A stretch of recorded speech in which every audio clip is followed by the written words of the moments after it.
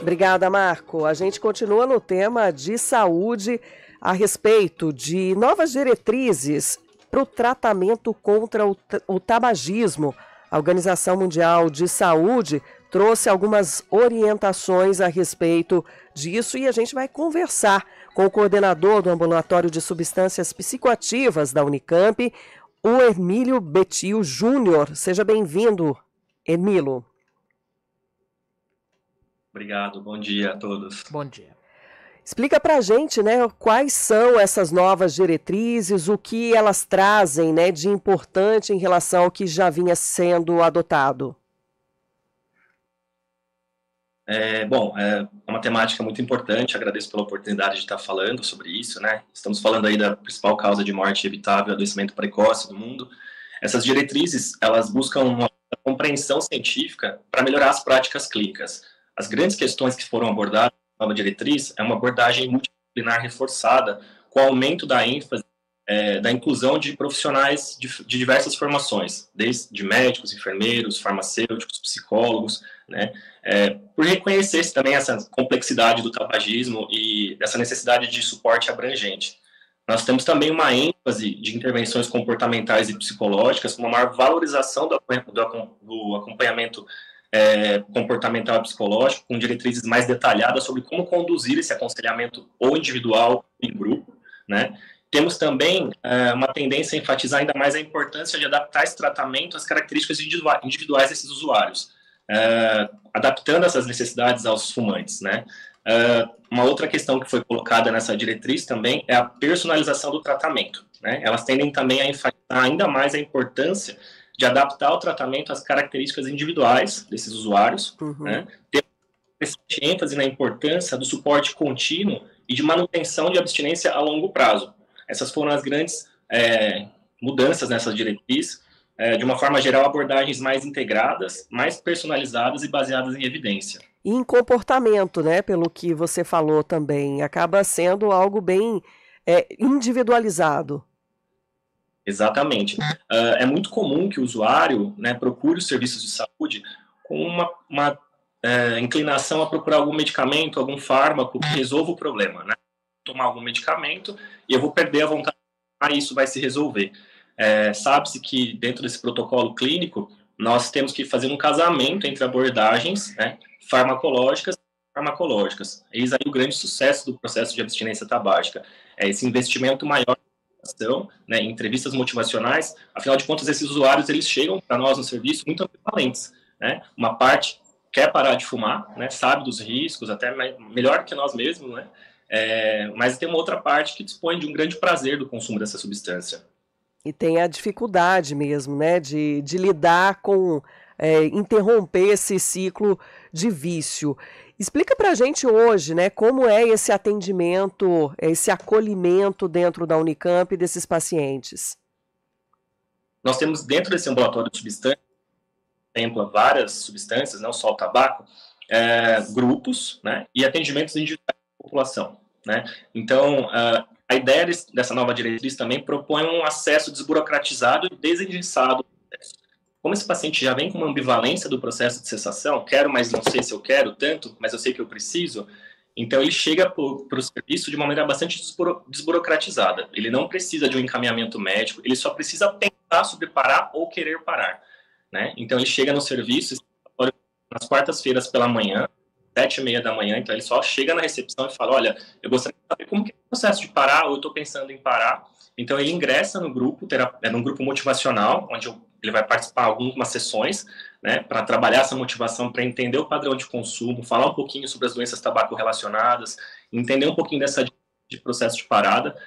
Posteriormente, ingressa numa triagem, né, que é um atendimento individual, um atendimento médico com uma parte desse atendimento é médico e a outra parte é com um profissional não médico. Nessa triagem, a gente vai fazer uma história mais detalhada, né, garimpar essa história tabágica desse usuário, pensar no processo do desenho farmacológico, marca a data da parada, e aí depois ele ingressa num outro grupo, que é um grupo terapêutico, onde a gente vai trabalhar, então, os sinais de abstinência, as pressões familiares e sociais, fazer esse acompanhamento medicamentoso, e também trabalhar a questão dos motivos que permanecem, né, nesse processo de cessação. E aí, então, ele vai acabar ficando nesse grupo por volta de 3 a 4 meses, que é o processo que a gente faz de desmame da nicotina. Eu ia perguntar exatamente, né, se existe aí um padrão ou um tempo mais ou menos estimado para fazer esse processo, né, de realmente a pessoa se sentir livre do vício. Existe sim. Esse tempo é bastante relativo, porque depende muito do processo, do tempo que ele fuma. A gente aplica alguns testes de Firestone para ver a quantidade de dependência da nicotina, mas em via de regra, o processo de reposição de nicotina, ele dura média de 3 a 4 meses, tá? Mas o tratamento em si, ele dura 1 ano. Nesse tempo que ele fuma o nome da nicotina, ele permanece vindo nos grupos até completar 1 ano, justamente para ele conseguir, né, lidar com essa ambivalência durante o processo de cessação. Né? Porque quando o medicamento sai, né, e ele já não tem mais no organismo, fica o desejo de fumar. O medicamento não consegue contemplar. Então, a gente vai trabalhando ao redor desse tratamento durante 1 ano até o processo de cessação ficar mais sólido. E qual tem sido, né, dentro desse trabalho, as chances mesmo ou os resultados efetivos? Olha, é muito interessante essa pergunta. A gente tem uma taxa de cessação muito alta, né?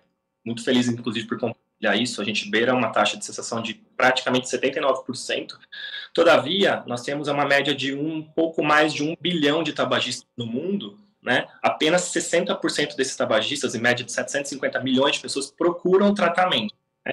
Eles buscam esse tratamento, mas apenas 70% desses usuários conseguem acesso aos serviços. Então, ainda que a nossa taxa de cessação seja muito alta aqui na Unicamp, nós temos uma rede bastante funcionante, bastante eficaz, mas a gente sabe que no Brasil e no mundo todo isso não acontece. Existe uma alta procura por esse atendimento aqui na Unicamp? Existe uma alta procura, todavia a gente tem aí, nos últimos anos, o ingresso, né, de novos tabagistas por conta dos cigarros eletrônicos, então é muito incomum, né, que jovens procurem o tratamento, justamente porque o tabaco, diferente de outras drogas, ele não tem um prejuízo imediato.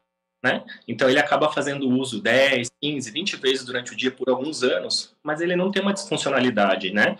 Então ele não vê esse a curto prazo. O tabagismo é uma droga lícita, né, de fácil acesso, então isso complica bastante a procura desses usuários. Eles acabam acessando o serviço muito já quando tem algumas complicações relacionadas ao tabaco. Felizmente. Agora você falou um pouco dos adolescentes, né? É esse o perfil mesmo hoje, buscando esse atendimento no ambulatório para tentar parar de fumar? É mais homens, mulheres? A taxa de consumo de tabaco, ela sempre foi maior em homens, né? Na década de 80 a gente tinha uma média de quase 40% da população, né, que usava tabaco, um pouco menor, isso ainda se mantém, tá? Só que, no decorrer dos anos, né, com as políticas antitabágicas, a proibição do tabagismo em lugares públicos, as campanhas, né, isso foi diminuindo, nós estacionamos em 10% já nas últimas 2 décadas e não conseguimos ter avanço nesse sentido. Né? Estima-se que, por conta do cigarro eletrônico, esses índices vão aumentar, mas a procura por tratamento é maior nas mulheres, ainda que elas fumem menos que os homens. Elas talvez estejam, então, mais conscientes e dispostas, né, a ter essa mudança de vida. Eu me arrisco a dizer que cuidado com a saúde da mulher, ele já se inicia muito cedo, né, muito precocemente, diferente dos homens, né? Ela tem essas preocupações com cuidado ginecológico, entre outros. Então, acho que, imagino que esse processo de autocuidado, ele se inaugura muito mais precocemente nas mulheres. Então, elas acabam procurando mais esses dispositivos de saúde para tratar do que os homens. Queria que deixasse o serviço mesmo, né, para os nossos ouvintes, aqueles que estão nessa dúvida, né, se param ou não param de fumar depois que já experimentaram, seja cigarro, narguilé, né, o cigarro eletrônico, ou mesmo aquele tabaco de enrolar, né, produtos, enfim, do tabaco, possam buscar ajuda. O que funciona bastante, né, e que essa nova diretriz também contempla, além da desburocratização do acesso, é um aconselhamento breve nos serviços. É uma coisa rápida, de 30 segundos a 3 minutinhos, onde os profissionais de saúde falam um pouquinho sobre essa temática dentro das consultas, onde são espaços de maior vulnerabilidade, né, de saúde. Então você fala, olha, eu conheço um serviço de saúde que funciona assim, né? Nós temos em Campinas toda a rede básica, toda capacitada com grupos de tabagismo. Então, às vezes, o paciente ele acaba querendo fazer o tratamento, mas ele não sabe como funciona e em que momento ele pode procurar esse tratamento. Então, ele deve existir, né? Olha, você já parou para pensar em parar de fumar? O que você pensa disso? E, olha, tem serviços assim assado que você pode acessar. E aí, os serviços especializados, eles acabam oferecendo, então, um aconselhamento intensivo, né, para esses usuários. Então, um convite aí para tabagistas ou qualquer derivado do tabaco, seja pod, seja o picadão, seja o cigarro convencional, a procurar os serviços para a gente falar um pouquinho sobre isso, né, sobre esses riscos de saúde, esse processo de cessação. Então, nosso grupo funciona às quartas-feiras, 7h30, completamente desburocratizado, não precisa de encaminhamento, é só estar chegando no HC. Hermilo Bettio Júnior é coordenador do Ambulatório de Substâncias Psicoativas da Unicamp, a quem eu agradeço demais a participação e o esclarecimento junto aos nossos ouvintes. Eu que agradeço. Muito obrigado. 10h29. CBN Campinas. Oferecimento Recap, Sindicato dos Postos de Combustíveis, Superflex Pneus, feitos para os desafios.